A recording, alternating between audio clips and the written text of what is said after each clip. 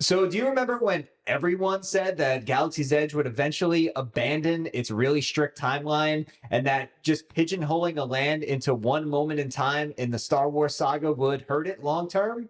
Yeah, about that. Because starting in April 2026, Disney is walking back the biggest creative decision surrounding Galaxy's Edge and bringing in the legacy Star Wars characters and essentially abandoning the timeline that they created. Today, we're going to be breaking down what's changing over in Disneyland, what does this mean for Walt Disney World, and why this change was completely inevitable. Before we get started on today's video, if you're new to the channel, make sure you subscribe down below and give the video a nice big thumbs up. We're so close to 10,000 subscribers, and we'd love to have you guys come on board for the journey with us. So let's start with the headline. Disney is officially abandoning the rigid Star Wars timeline that they created for Star Wars Galaxy's Edge.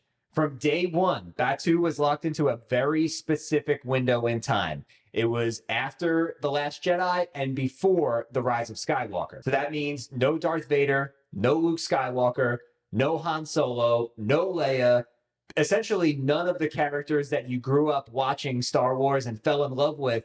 You were not going to see them in the land. And that's because everything had to fit into that canon moment in time in between two movies, arguably two of the worst movies in the entire Star Wars franchise. On paper, it sounded really ambitious at the time, but in reality, it put Disney Imagineering and their creative team inside a box because everything that happened inside of this land had to happen in between these two movies. Now, in January 2026, Disney is completely pivoting and abandoning that, introducing legacy characters and introducing flexible timelines that allow characters from multiple generations of Star Wars to exist at once, all in one place. So beginning on April 29th, we are going to get a bunch of new characters coming to Galaxy's Edge. We're going to be seeing Darth Vader and the original Stormtroopers. We're going to be seeing Luke Skywalker. We're going to be seeing Han Solo, Princess Leia, R2-D2, no mention of C-3PO, but all of these changes are starting at the end of April this year, so in just a couple of months. The translation,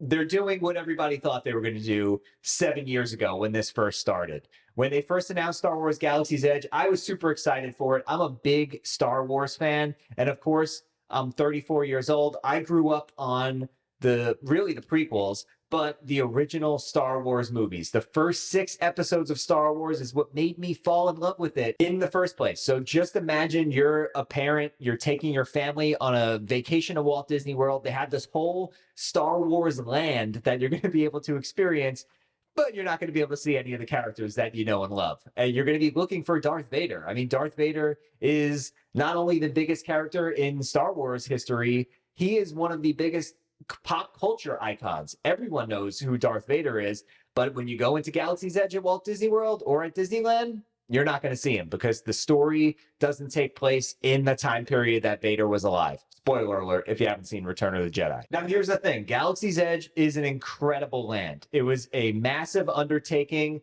It was an insanely exciting time to be a Disney and a Star Wars fan, seeing what they were going to bring to the parks. And ultimately, a lot of what they originally had envisioned and laid out and showed at D23 Expos never actually came to fruition. What we got at Galaxy's Edge was a trimmed down version of what the land was supposed to be. Now, the land was never supposed to include any of the OG characters, but there was supposed to be a lot more immersion, a lot more walk around characters, a lot more droids and just creatures walking around. And none of that came to be. Eventually, they took a lot of those types of experiences, put it behind a few $1,000 paywall and called it the Galactic Star Cruiser, which, shocker, is not here anymore. Galaxy's Edge really is an incredible land. The theming is top tier. Rise of the Resistance is still one of the most impressive rides ever built in a theme park. The food is really good. The atmosphere is cool. Everything is there except for one thing: emotional connection. Like I just said, that's where this land struggles. Most people that walk into Galaxy's Edge fell in love with the original trilogy and the prequels, although the prequels definitely got a lot of hate.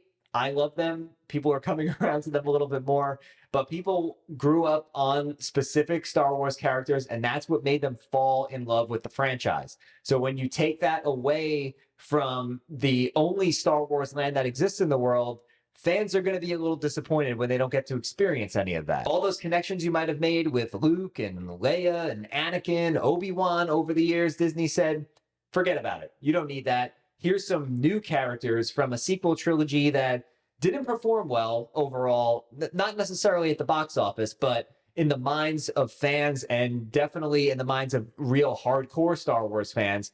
Forget the emotional connection. Here's a couple random characters that you kind of know from a couple of movies. Here's one or two originals that you have no idea who they are, and you're going to fall in love with them. And Disney essentially said, you're going to want to experience these characters more than if you were Vader or Luke or Leia or Han Solo, which is just crazy. And I said it at the time. I remember when they announced the land, I was real excited for it, but I'm like, where are all the people that I love? And speaking of the sequel trilogy, if you weren't really into it, you completely are disconnected from Galaxy's Edge because it only takes place during that time period. Now, Disneyland started to kind of loosen the wheels on that timeline over the years by introducing the Mandalorian and Grogu. They brought in Ahsoka, and I guess the Mandalorian could like still be alive during the time period between those two episodes. I'm not exactly sure how old he is or how old he would be or anything like that. I think it's a little bit of a stretch, but I think he does fit. And then the ultimate thing that was like, okay, what are we doing? I think we're moving towards this abandonment is when they introduced Luke Skywalker, who was like Return of the Jedi, Luke Skywalker. Now, if you know anything about The Last Jedi, if you saw that movie, spoiler alert, Luke dies in that movie. So Luke is not alive in between that movie and The Rise of Skywalker, yet they brought in a walk-around character that was him from a few movies ago. It was just odd. Now, let's be honest for a second. I do have to give Disney a little bit of credit for making this change and kind of understanding that they need to adjust because I guess the results in terms of like merchandise sales and things like that weren't there. And then the discourse online is just that Galaxy's Edge was kind of the land of what could have been.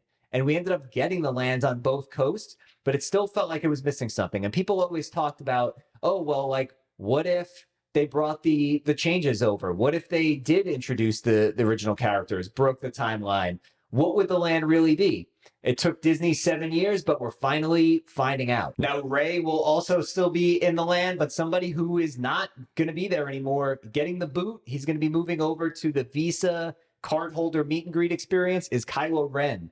So the whole experience where you interact with Kylo Ren outside of the Tide Echelon, that is going to be Darth Vader's territory. Now, you might be wondering, TIE Echelon doesn't exactly fit with the timeline of Darth Vader. I can kind of let that go. We'll see how much change they do to like the props and the actual like physical parts of Galaxy's Edge over the years. Right now, the new additions that are coming are basically just character meet and greets. However, I hope that at some point down the line, we get a refresh of Rise of the Resistance. Now, Rise of the Resistance is an incredible attraction. And to be honest with you, if they left it as it is, I would not mind that. I think it's great. One of the best theme park attractions of all time. Personally, one of the best that I've ever experienced myself. But I do think an original trilogy version of that ride would be absolutely amazing. Like encountering Darth Vader and C-3PO and R2-D2 over there, the original stormtroopers. It would be so, so cool. I don't know if that's going to happen. If it does, it's going to be down the line because that would be just a huge refurb and it would have to go down for a really, really long time in order to do that. You can't just simply switch out animatronics and call it a day. But that's something I would like to see come down the line. Something else I would like to see is the use of Disney's new technology when it comes to like the droids and what they're doing with Olaf over in the international parks. How cool would it be to have a Yoda version of that? Like Yoda just walking around Galaxy's Edge. It would be pretty dang cool. But like I said, all the changes that are coming starting on April 29th are going to be essentially just character meet and greets that break the timeline. So you'll be able to encounter all the characters that I mentioned. Nothing's changing with Rise of the Resistance. Millennium Falcon Smuggler's Run is going to stay the same with the exception of that Mandalorian and Grogu new mission that's coming at the end of May. but everything is just characters, nothing cosmetic at this point. There's a couple of small changes, like a couple of the shops are going to be changing as well. For example, First Order Cargo is going to be getting a brand new refresh under the name Black Spire Surplus. This is the store that's located right next to the TIE Echelon. Disney describes it as a, quote, sort of military supply shop. And the shop also has a new backstory. They explain that Black Spire Surplus was founded by two former clone troopers who fought aside each other in the Clone Wars and became close friends. Years later, one of those soldiers joined the Empire and served as an Imperial stormtrooper, while the other signed up with the Rebellion. But as they got older, they decided to retire, team up as friends, and open their new adventure on Batuu. Another big change is going to be the music. So if you remember when Galaxy's Edge first opened, John Williams did a brand new score for the land, which is actually a really beautiful piece of music. I love that Galaxy's Edge has their own like musical identity. But once again, starting at the end of April, when these changes roll out, as you enter Galaxy's Edge, you're going to hear the opening crawl from Star Wars. So when you think of Star Wars, the theme song, that's what you're going to hear as you're walking into the land. So what does this mean for Walt Disney World? Because everything I just explained is Disneyland only. There has been no word on what's going on at Walt Disney World at this point. Disney did say that as of now, guests can have the opportunity to live out two separate storylines on both coasts, aka Disneyland is going to get the original stuff and the cool characters, and over here on Batuu East at Hollywood Studios is going to just remain as is.